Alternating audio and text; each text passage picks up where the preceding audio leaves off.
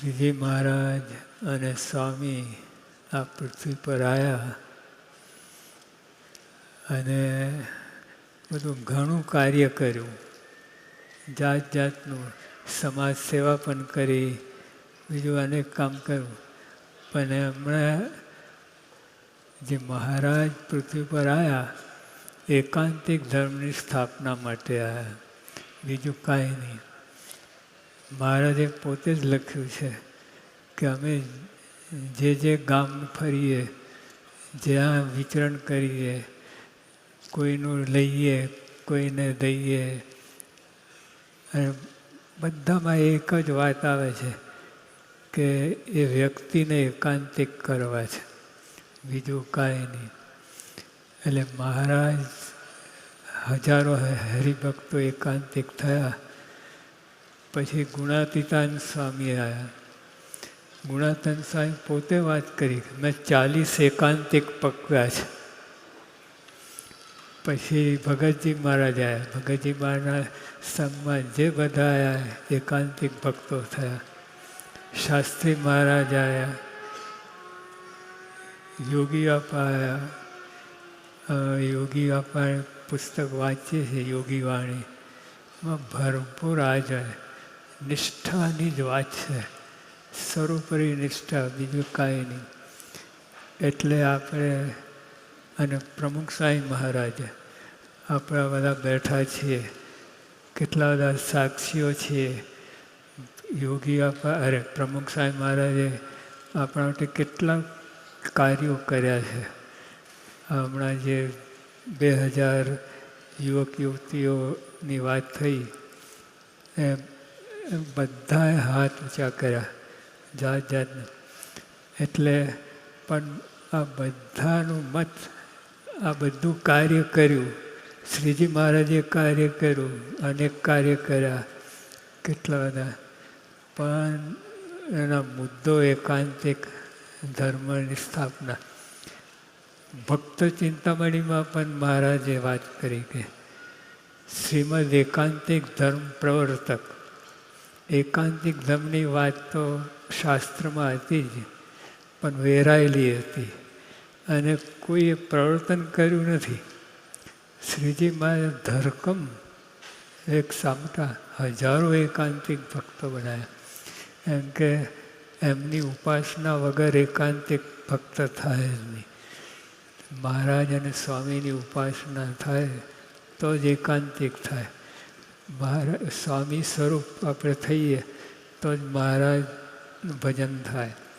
એટલે એ રીતે આપણા હાથમાં આ વાત આવી છે. બીજાને તો જે હોય તે, પણ આપણા હાથમાં એકાંતિક ભક્તિની વાત આવી છે. એકાંતિક ભક્તિ કરવી, આ બધું આવ્યું છે. એટલે આપણે તો એકાંતિક ભક્ત થવું છે. આ બધું આપણે કર્યું, આ નૃત્ય કર્યા, બધું કર્યું, પેલા ગવર્નરો આવ્યા, બધા બધી વાત સાચી છે. પણ આપણે એકાંતિક ના થઈએ તો આપણે કાચક અને મહારાજનો ફેરો નિષ્ફળ જાય. એટલે આપણે ત્યાં સુધી પહોંચવાનું છે. ગમે એમ કરીને નથિંગ લેસ એકાંતિક ભક્ત થવું જ છે. એકાંતિક તો આ ઋણ ચૂકવાય એવું છે.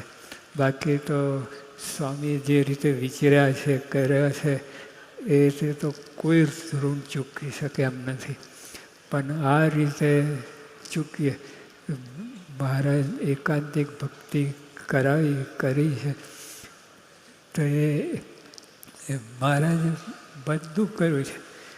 અમે કોઈને કાઢી મૂકીએ, કોઈને રાખીએ, કોઈના ઘરે રહીએ અને જંગલ વનમાં ફરીએ, આ બધું એકાંતિક ધર્મની સ્થાપના માટે જ મહારાજે કહ્યું છે. એટલે આપણે અહીં સુધી પહોંચવાનું છે. અને એટલે નથિંગ લેસની વાત આપણે એ બાજુ ધસવાનું છે. એકાંતિક ભક્તિ માટે આપણે કરવા. આ તમારે આ સુવર્ણ દાન કર્યું હતું, એકાંતિક ભક્તિ છે. એટલે એ રીતે આપણે બધું કરીએ. ભગવાન સંતને રસે જે કંઈ કરીએ, આપણે સવારે વાત કરી હતી કે ચિંતામણીને કલ્પવૃક્ષ હોય એના કરતાં પણ ભગવાનને સંતની સેવામાં જે પદાર્થ આવે, એક વાલનો દાણો આવે, આવણું આવે, તો ભગવાન સંબંધી કરીએ એ જ ખરું છે.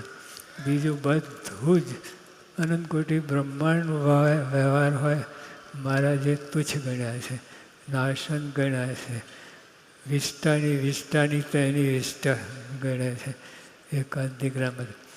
એટલે આપણા મહારાજ સ્વામી સત્પુરુષ અત્યારે નજરમાં રાખીને એમની જ નિષ્ઠા, એમની જ વાતો મનમાં, અંતરમાં, રગે રગમાં એમને ચિંતન થાય.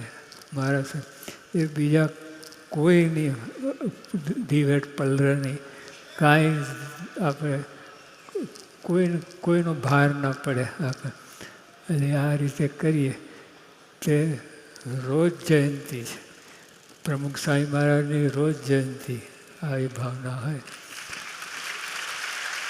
અને આપણે આ તિથિ પ્રમાણે કરવાનું છે એ વાત સાચી, પણ એમાં એક આ ભાવ આવવો જોઈએ. એમાં આજે સ્વામીએ કહ્યું છે દાસ ભાવ. જો આપણા ગવર્નર સાહેબ બોલ્યા દાસનો દાસ, એટલે એ મૂલ્ય છે, અંતિમ અને સાચું મૂલ્ય છે. દાસ ભાવ, મહિમા સમજવો, ગુણગ્રહણ કરવું, અભાવ ગુણ તો ન જ લેવો, અને આ બધી વાત મહારાજે કરી છે એ પ્રમાણે આપણે રોજ કરીએ છીએ, કરવાનું છે. અને આ જયંતિ એટલે આપણે પ્રમુખ સ્વામી મહારાજની જયંતિ તો ઉજવવાના છીએ ધામધૂમથી. ઈશ્વરચંદ્ર સ્વામીએ વાત કરી કે ન ભૂતો ન ભવિષ્યથી એવી જયંતિ, એ તો છે જ, પણ એમાં આ ભાવ લાવવાનો છે, એકાંતિક ભક્તિનો ભાવ લાવીને અને આપણે જે કરીએ એ બધું માન્ય થશે. સદાનંદ સ્વામી મહારાજ.